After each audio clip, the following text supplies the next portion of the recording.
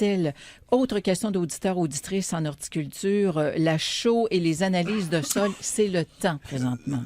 Ben la chaux, non, c'est parce que Daniel, j'ai plein de gens qui arrivent au centre jardin puis qui veulent avoir de la chaux. Puis je le dis souvent, on ne chaude jamais au hasard. On ne devrait jamais chauler sans avoir une analyse de sol. Je sais que dans les grandes surfaces, ils vendent ça à la palette.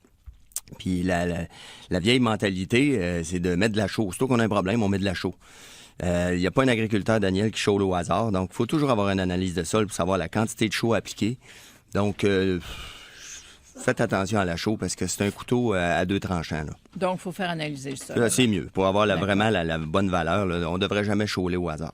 Là, on annonce beaucoup de pluie au cours des 4 prochains jours. Est-ce que ce serait le temps d'y aller avec l'ensemencement, terrotage, gluten de maïs? Gluten de maïs, ensemencement, ça va pas ensemble. Ensemencement, terrotage, c'est en plein le temps. Par contre, le gluten de maïs, là, il nous reste environ une dizaine de journées, peut-être 2 semaines, parce que là, les semences de la digitaire vont se mettre à germer là, avec les températures qu'on a. Faut savoir, hein, un plant de digitaire fait entre 1500 à 1700 semences et ces fameuses semences-là, croyez-le ou non, peuvent rester en dormance dans le sol 7 à 8 ans. Oh. Fait que si on fait rien, vous avez une banque de semences là qui est là, donc le gluten de maïs agit sur ces semences-là en les empêchant justement de germer. Chenilles attentes, les insectes qui Oui, commencent? c'est que ça a commencé. Là, on a vu des chenilles attentes, puis certains autres petits coléoptères là, faire leur arrivée, des scolites sur les chaînes, ces choses-là.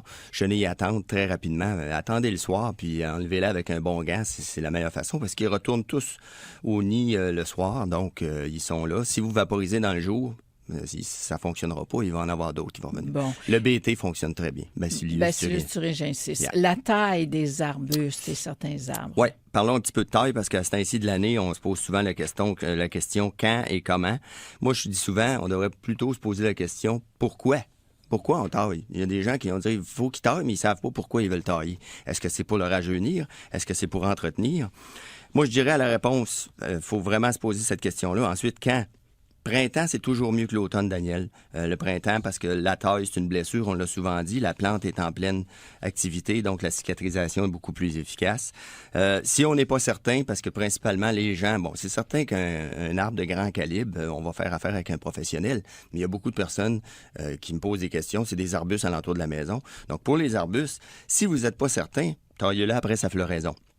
Parce qu'il faut connaître si l'arbuste fleurit sur le bois de l'année ou si c'est sur le bois de l'année précédente. Je fais souvent l'allusion à, par exemple, le lilas. Si vous le taillez au printemps avant la floraison, vous coupez vos fleurs. Fait qu'il faut connaître si l'arbuste fleurit sur le bois de l'année ou le bois de l'année précédente. C'est la façon. Comment? C'est ça. Souvent, les gens vont faire ce qu'on appelle des tailles de rajeunissement parce qu'on achète des arbustes, on les laisse aller, puis après un certain temps, ils sont rendus trop gros, il faut les rajeunir. Fait qu'une taille de rajeunissement, généralement, on fait ça tous les 3 ans. Puis la meilleure façon de faire, il ne faut pas avoir peur, là, parce qu'on dirait que les gens ont peur de tailler.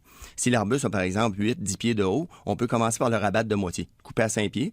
Puis généralement, là, on va voir mieux à l'intérieur. Ensuite, on commence par tailler tout ce qui est sec. On nettoie le vieux bois. Là, on voit ce qui est vivant.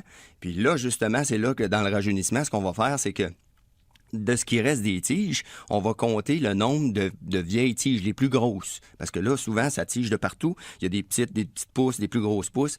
Donc, on compte les grosses. Si, par exemple, il y en a une dizaine, on va en couper le tiers directement au sol.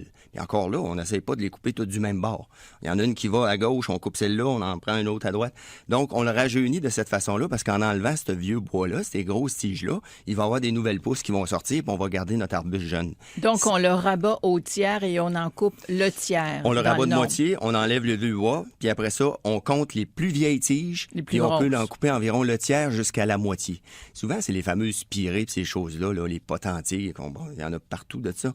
Puis les gens savent pas quoi faire, on les laisse aller, puis ils viennent trop vieilles. Puis là, la floraison diminue, etc. Il faut faire ça régulièrement. Donc, les tailler de moitié, les nettoyer, puis enlever les plus vieilles branches directement au sol pour laisser une chance aux plus jeunes pour qu'on ait de la régénération. Par exemple, les forsythias sont en fleurs présentement. Donc après la floraison, là, ça serait le temps de les tailler. On coupe de moitié en hauteur et ensuite on enlève le tiers des tiges en allant avec les plus grosses. Définitivement. Le forsythia peut venir 10-12 pieds de haut. Mais il y a des cultivars maintenant, hein, comme le marais d'or, qui est beaucoup plus petit, qui peut aller dans des plates-bandes, qui va se tenir aux alentours de 3-4 pieds de haut. La semaine prochaine, il y aura d'autres questions et d'autres suggestions. Oui, madame. Et d'autres informations. Oui, monsieur. À la semaine prochaine, Bonne Jean-Pierre semaine, Martel. Daniel. Bonne semaine à vous. Et nous, on vous revient tout de suite après nos informations avec, entre autres, Dr Anne-Marie Bureau. Nous parlons de sport avec les enfants, avec Guillaume Sénéchal. Il sera question du sucre avec son papa, Louis-René Sénéchal. On va parler des activités dans le parc de la Gatineau et les réponses aux questions d'auditeurs avec Jean Dumont. Un petit rappel du côté de la météo. Présentement, c'est 20 degrés.